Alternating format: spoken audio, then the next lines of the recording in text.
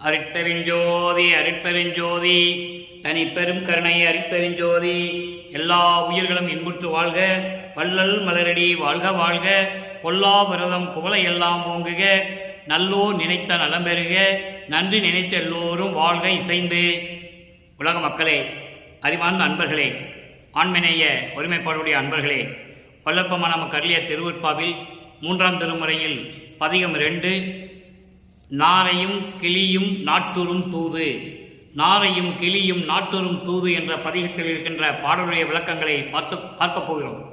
இது 2வது பதிகம். இதுவரையில் நாம் பார்த்த நிலைகள் என்னவென்றால், சமயங்களும் மதங்களும் மார்க்கங்களும் சார்ந்திருந்த காலகட்டங்களில் நமது இறைவன் வல்லற்பமானவர்கள் வருவிக்க உற்று மறைப்பு இருந்த நிலையில் மதங்களையும் மார்க்கங்களையும் சமயங்களையும் சார்ந்த வழிபாடுகளில் ஈடுபட்டு கொண்டிருந்தார் என்பது உண்மை.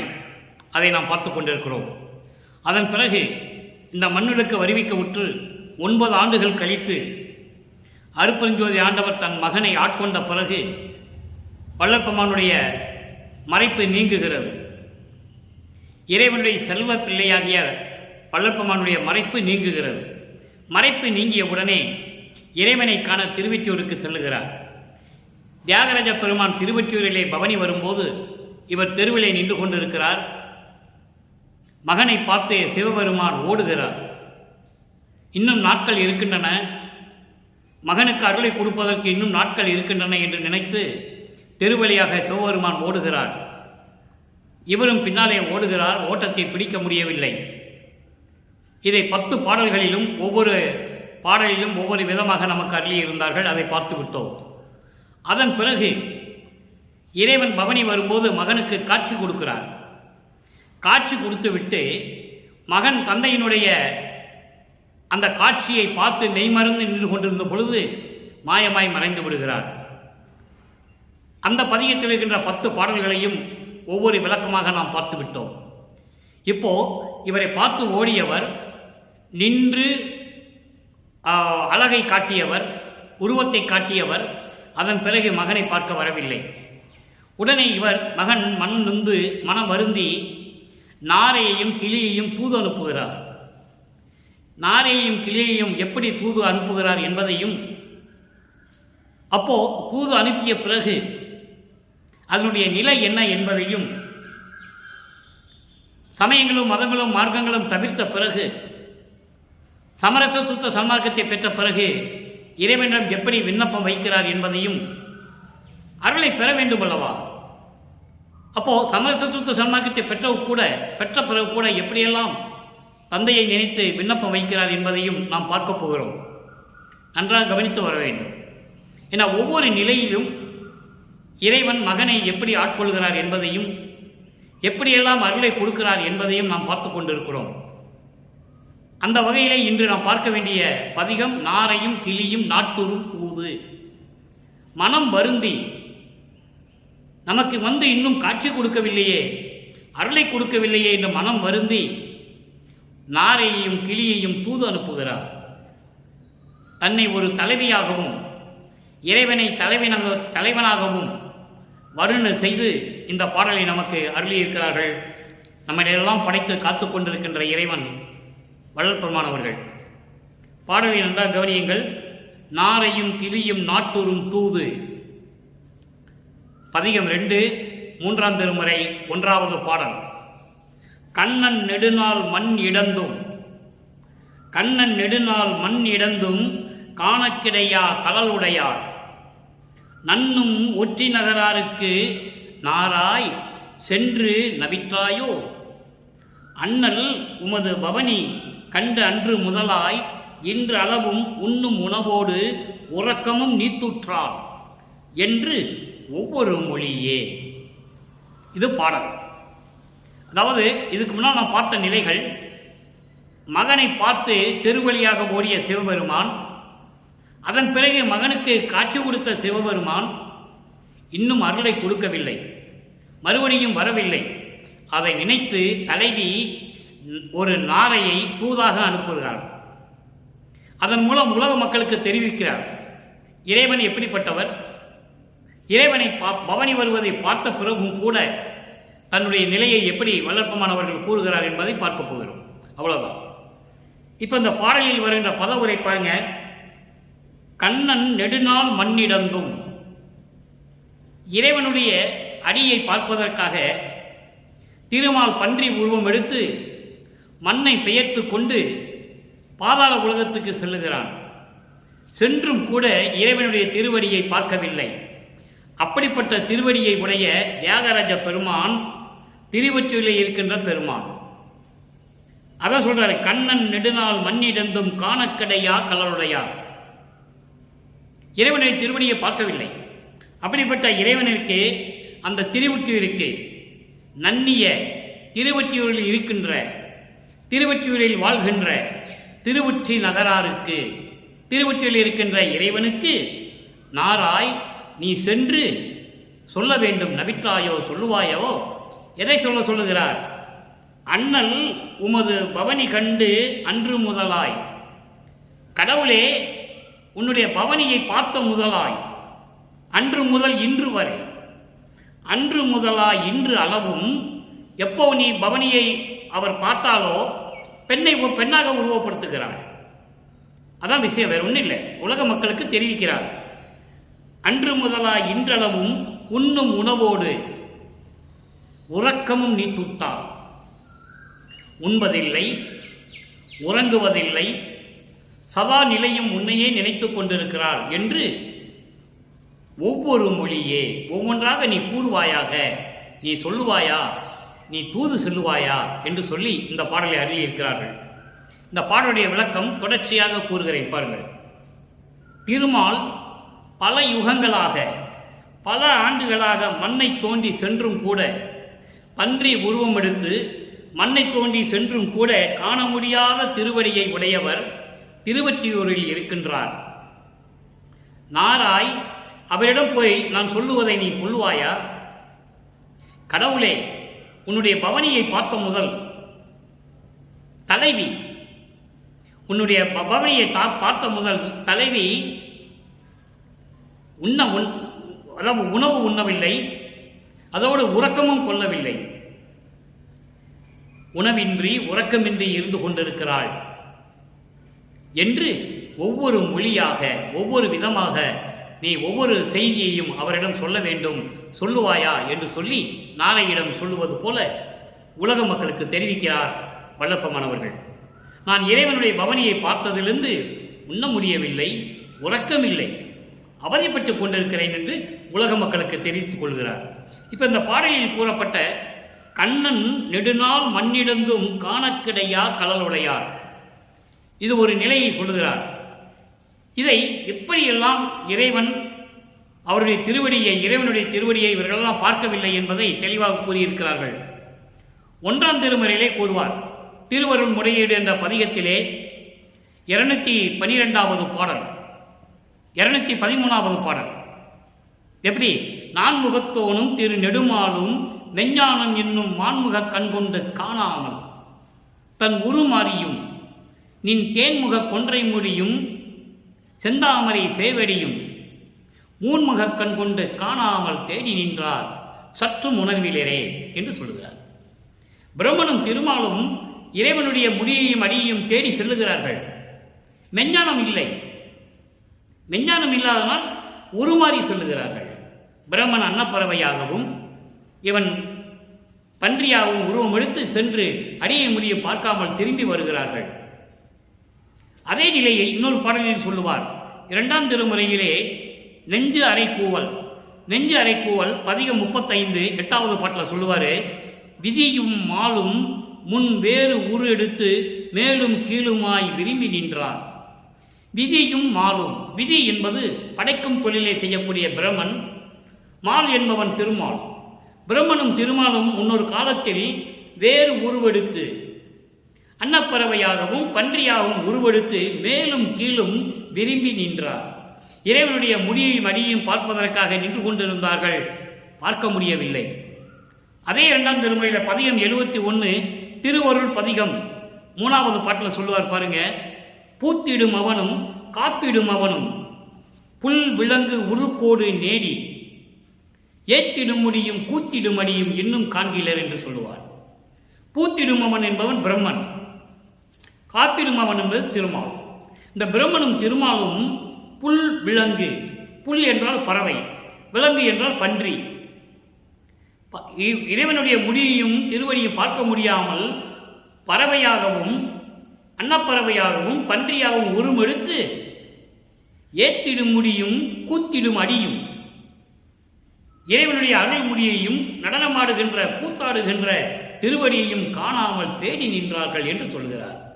அதோடு மட்டுமல்ல, 4ஆம் திருமுறையிலே சொல்லுவார், அருள்பிரகாச மாலையிலே ஒரு பாடலிலே சொல்லுவார், 8வது பாட்டு, அருள்பிரகாச மாலை 8வது பாட்டு. நெடுமாலும் பன்றியென நெடுநாள் நேடியும் கண்டறியாத நீடிய பூம்பாவங்கள். நெடுமாலும் பன்றியென நெடுநாளம் விரைந்து நேடியும் கண்டறியாத பூம்பாவங்கள். திருமால் பல யுகங்களாக பன்றி உருவம் எடுத்து தேடி கூட காண முடியாத திருவடிகளை உடைய இறைவன் என்று சொல்லுகிறார். அடுத்து ஒரு நிலை பாருங்க, நாரையை தூதா அனுப்புகிறார். இது இறைவன் யார் என்று தெரிந்த பிறகு, சமயங்களும் மதங்களும் மார்க்கங்களும் சூழ்ந்திருந்த காலகட்டங்களில் இறைவன் வந்து மகனுடைய மறைப்பை நீக்கிய பிறகு இறைவனை பார்க்க முடியவில்லை. இறைவன் மகனை பார்த்து ஓடுகிறார், காட்சி கொடுக்கிறார், மறைந்து விடுகிறார். அந்த ஆதங்கத்தில் ஒரு நாரையை தூது அனுப்புகிறார். அதே சமரச சுத்த சன்மார்க்கத்தை பெற்ற பிறகு இவர் நேரடியாகவே இறைவனிடம் எப்படி விண்ணப்பம் வைக்கிறார் என்பதை பார்க்க போகிறோம். 6ஆம் திருமுறை பதிகம் 20 பிள்ளை பெரு விண்ணப்பம் 11வது பாடல். இங்க 1வது பாடல், அங்க 11வது பாடல். இறைவன் எங்க இருக்கிறான்னு சொல்றார். இவர் சமயங்களையும் மதங்களையும் மார்க்கங்களையும் சேர்ந்த காலகட்டங்களில் இறைவன் திருவொற்றியூரில் இருக்கிறார்னு சொல்லுவார். ஒற்றி நகரார் என்று சொல்லுவார், தியாகராஜ பெருமான் என்று சொல்லுவார். இங்கே பறை தனி வெளியில் நடம்புரிந்து அருளும் பரமனே, பறை தனிவெளி, தெனிவெளியில் நடம்புரிந்து அருளும் பரமனே, அரும் பெரும் பொருளே,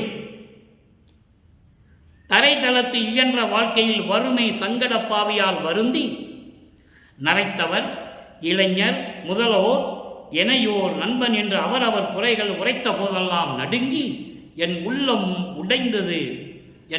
உடைந்தது உன் உள்ளம் அறியாதோ. இது பாடல். பறை தனி வெளியில் நடம்புரிந்து அருளும் பரமன். பறை தனி வெளி என்பது அருள் சக்தி வெளி.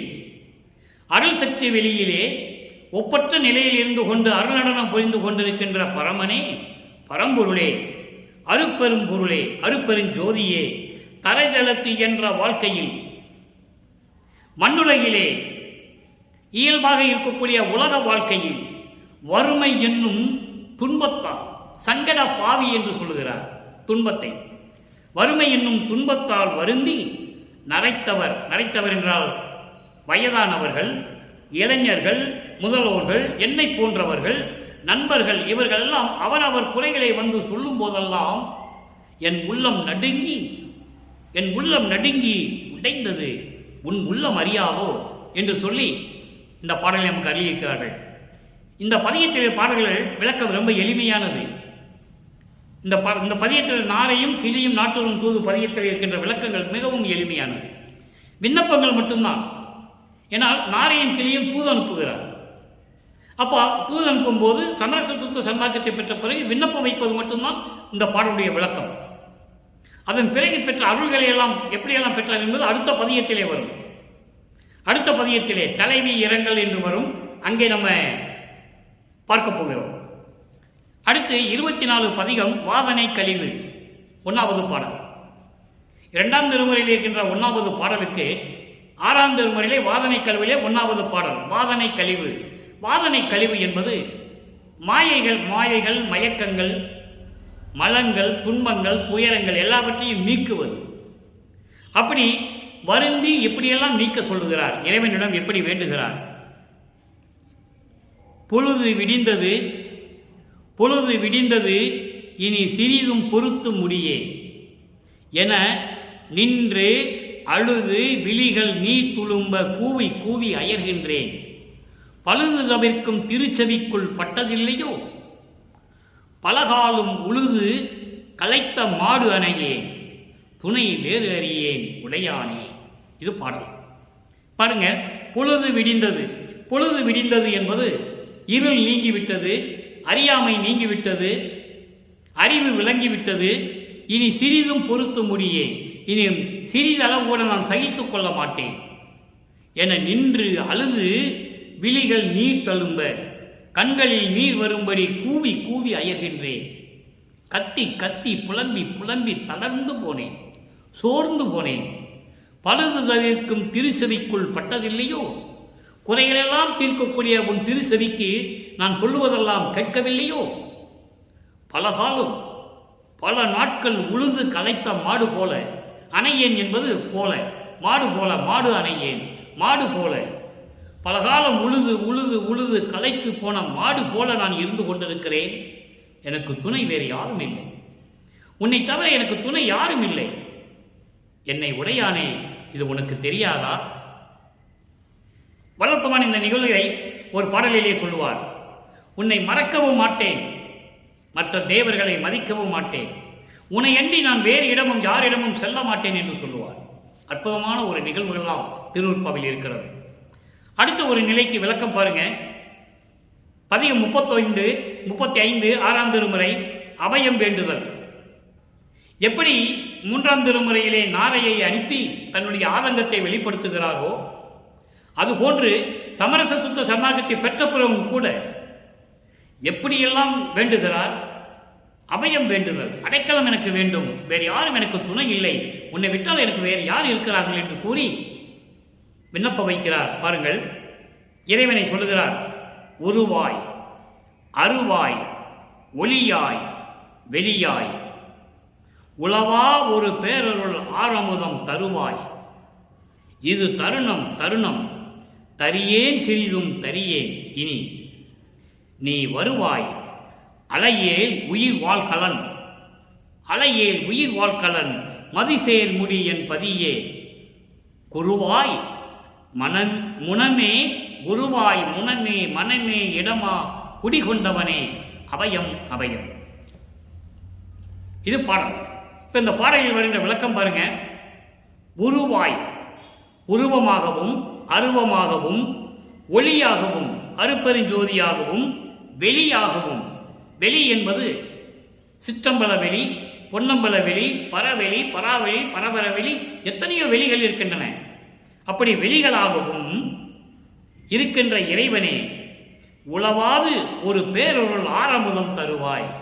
உளவாத, உளவாத என்பது குறையாத, அழிவில்லாத, அதான் சொல்லணும், அழிவில்லாத ஒரு பேரொருள் ஆரமுதம் தருவாய். மரணமில்லா பெருவாழ்வை தருவாய். எல்லா அருள் வல்லமைகளையும் மரணமில்லா பெருவாழ்வனுக்கு தருவாய். இதுதான் தருணம் தருணம். தரியேன் சிறிதும் தரியேன், இனி சிறிதளவு கூட நான் பொறுக்க மாட்டேன், பொறுக்க மாட்டேன். இனி நீ வருவாய், நீ வர வேண்டும், வந்து எனக்கு அருளை தர வேண்டும்.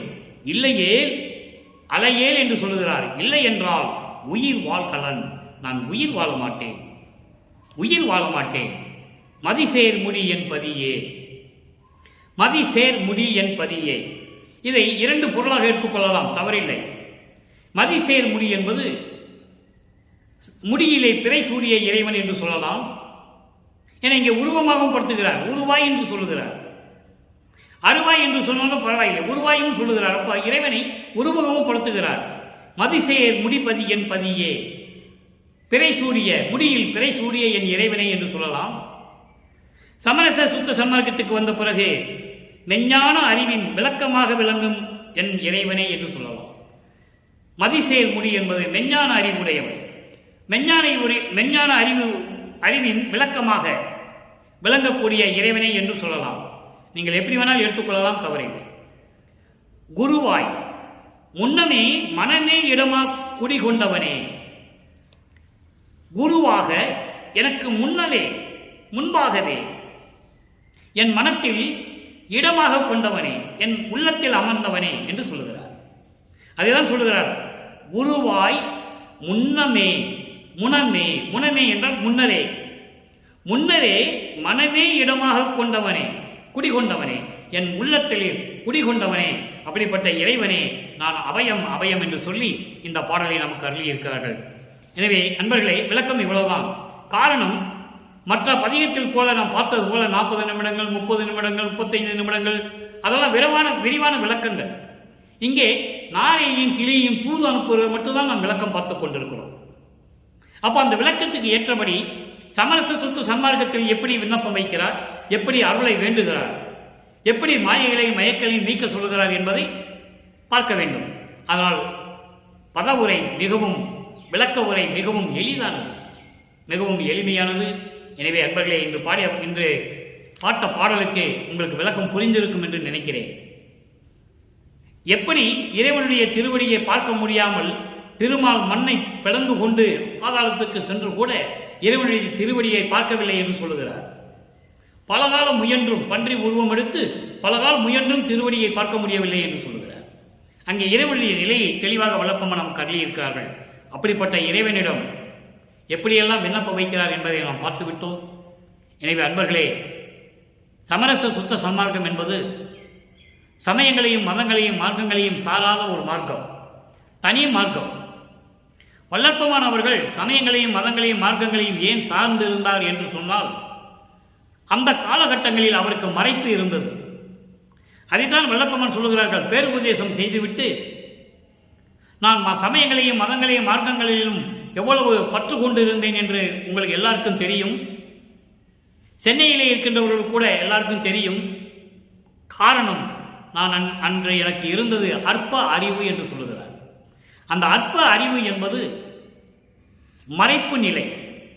மறைப்பு நிலை என்பது இந்த மண்ணுலக்கு வருவிக்க உற்று எதற்காக வருவிக்க உற்றோம் என்ற நிலை அவருக்கு தெரியாதப்போ. அப்போ இறைவன் வந்து மறைப்பை நீக்கிய பிறகு, அதன் பிறகு மகனை ஆட்கொண்டு சமரச சுத்த சன்மார்க்கத்தை கொடுத்த பிறகு இந்த சமயங்களும் மதங்களும் மார்க்கங்களும் தேவையில்லை என்ற நிலை வந்து விடுகிறது. அதைதான் விண்ணப்பத்திலே சொல்லுவார். எல்லாமுடைய அருட்பெருஞ்சோதி அற்புத கடவுளே, இது தொடங்கி எக்காலத்தும் சுத்த சன்மார்க்கத்தின் முக்கிய தடைகள் என்று சொல்லுகிறார். முக்கிய தடைகளாகிய சமயங்கள், மதங்கள், மார்க்கங்கள் என்பவற்றின் ஆசார சங்கற்ப விகற்பங்களும் வருணம், ஆசிரமம் முதலிய உலகாச்சார சங்கற்ப விகற்பங்களும் எங்கள் மனதில் பற்றா வண்ணம் அருள் செய்தல் வேண்டும். சுத்த சன்மார்க்கத்தின் முக்கிய லட்சியமாகிய ஆண்மைநேய ஒருமைப்பாட்டுரிமை எவ்விடத்தும் எப்பொழுதும் எங்கும் விலகாமல் எங்கள் மனதில் இருக்க வேண்டும் என்று சொல்லுவார். ஏனென்றால் சமரச சுத்த சன்மார்க்கத்தின் முக்கிய லட்சியமே ஆண்மைநேய ஒருமைப்பாடு. இந்த சமயங்களையும் மதங்களையும் மார்க்கங்களையும் சொல்லப்பட்ட வழிபாட்டு முறைகளால் அல்ல. தீபத்தின் முன்னால் அமர்ந்து கொண்டு ஞானசரியை படிக்க வேண்டும், புலையும் கொலையும் தவிர்க்க வேண்டும், உயிரின் மேல் தயவும் இரக்கம் காட்ட வேண்டும், எல்லா உயிர்களையும் தம் உயிர் போல் பாவிக்க வேண்டும். இதுதான் சுத்த சன்மார்க்கத்தினுடைய தலையாய நெறிகள். எனவே அன்பர்களே, நீங்களும் நேரடியாகவே எந்த சமயங்களையும் மதங்களையும் மார்க்கங்களையும் சாராமல் நேரடியாகவே சமரச சுத்த சன்மார்க்க சங்கத்தை பின்பற்றி கொண்டு வடலூருக்கு வந்து அருட்பெருஞ்சோதி ஆண்டவருடைய அருளையும், சித்தி வளாகத்திலே தந்தையும் மகனும் சேர்ந்து கொண்டு இந்த பிரபஞ்சத்தை இயக்கிக் கொண்டிருக்கின்ற இடமான சித்தி வளாகத்திற்கும் வந்து இறைவனின் அருளை பெற்று நீங்கள் இந்த உலகிலே வாழ்வாங்கு வாழ வேண்டும் என்று வாழ்த்தி இந்த வள்ளலார் ஊழியர் விடைபெறுகிறேன். மீண்டும் நாளை சந்திப்போம். நன்றி, வணக்கம். அருட்பெருஞ்சோதி அருட்பெருஞ்சோதி, தனிப்பெரும் கருணை அருட்பெருஞ்சோதி.